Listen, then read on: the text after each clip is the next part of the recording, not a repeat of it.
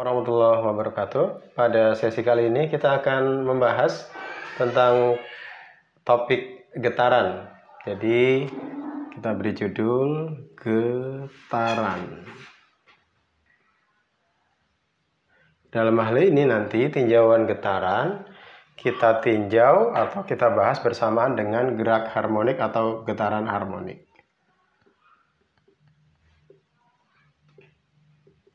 Ya.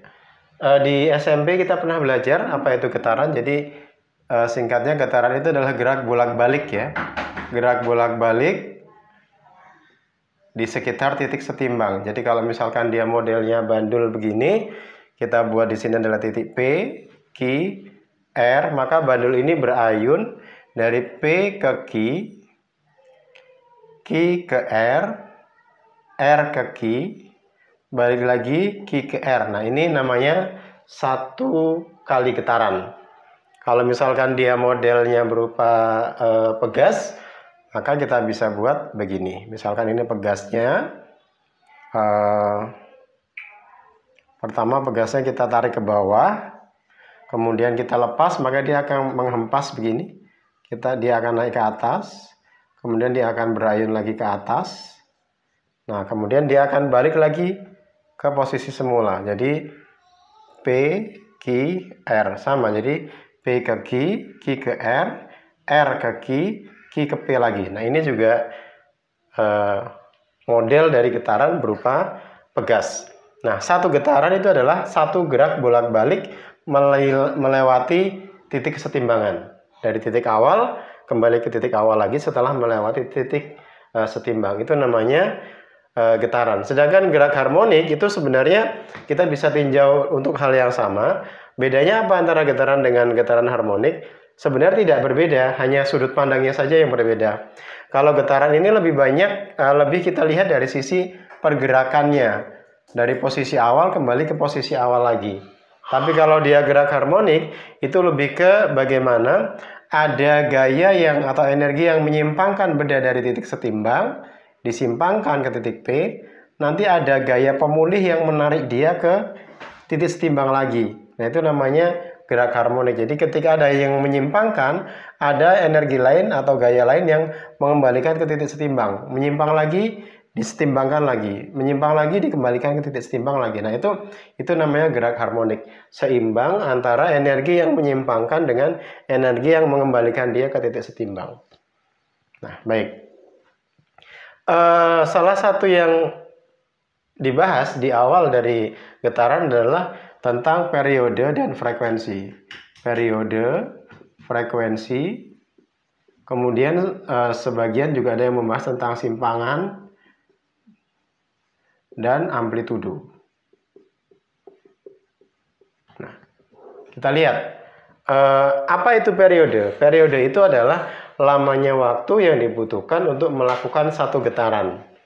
Nah, sedangkan frekuensi itu adalah seberapa banyak getaran yang terjadi dalam satu detik.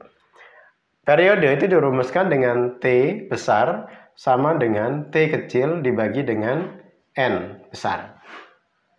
Sedangkan frekuensi itu adalah N besar dibagi dengan T kecil. Hubungan antara frekuensi dan periode adalah T sama dengan 1/F. Oke, kita lihat. Apa itu T kecil, apa itu N besar, apa itu T besar, apa itu F. Jadi T ini adalah periode, waktu yang dibutuhkan untuk melakukan satu kali getaran. Satuannya sekon atau detik. T kecil ini adalah waktu total untuk melakukan seluruh getaran. Satuannya sama, dia sekon juga. Sedangkan N ini adalah banyaknya getaran. Ini tanpa satuan. Kemudian, nah ini untuk rumus periode, T sama dengan T besar sama dengan T kecil per N. Kemudian rumus untuk frekuensi, F itu satuannya Hertz, Hz. N ini adalah jumlah getaran, T adalah waktu total getaran. Nah, hubungan antara T dan F adalah T sama dengan 1/F atau F sama dengan 1/T. Jadi kalau saya tulis di sini, T itu adalah periode,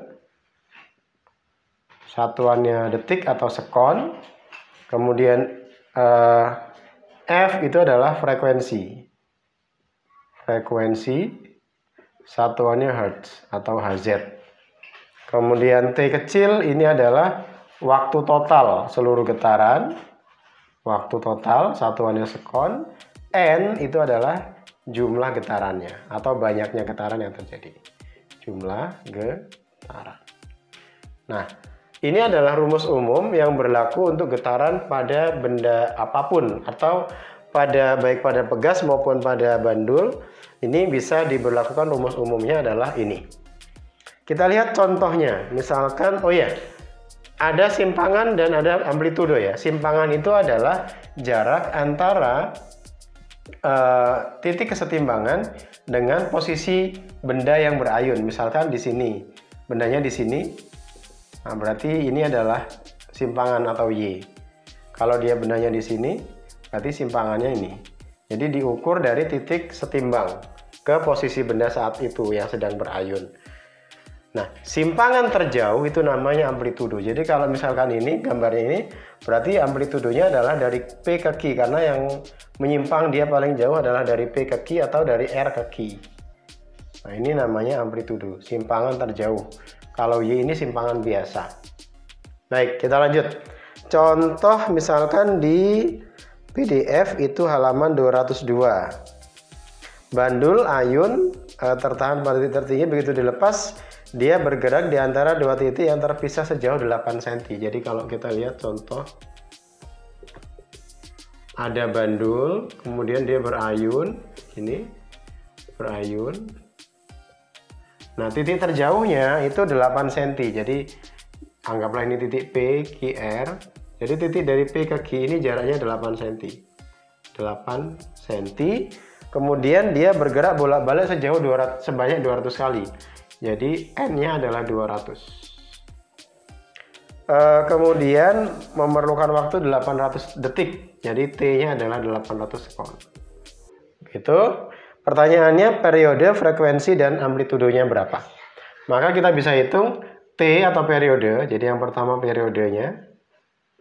Periode T adalah T kecil per N. Maka sama dengan 800 sekon dibagi dengan 200. Sama dengan 4 sekon. Kemudian frekuensi B. Frekuensinya berapa?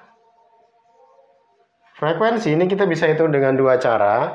Cara pertama kita pakai rumus F sama dengan N besar per T kecil. Sama dengan N besar per T kecil. Sama dengan N-nya adalah 200 dibagi T kecilnya 800 sekon. Maka sama dengan 1/4 sekon. Atau kalau kita tahu nilai periodenya, maka kita bisa hitung frekuensinya adalah 1/T atau 1/periode. Maka sama dengan 1/4 Hertz ya, satuannya Hertz. Nah, begitu. Nah, ini adalah pembahasan singkat tentang apa itu getaran, kemudian periode, kemudian frekuensi, simpangan, dan amplitudo. Semoga bisa dipahami. Terima kasih banyak. Sekian.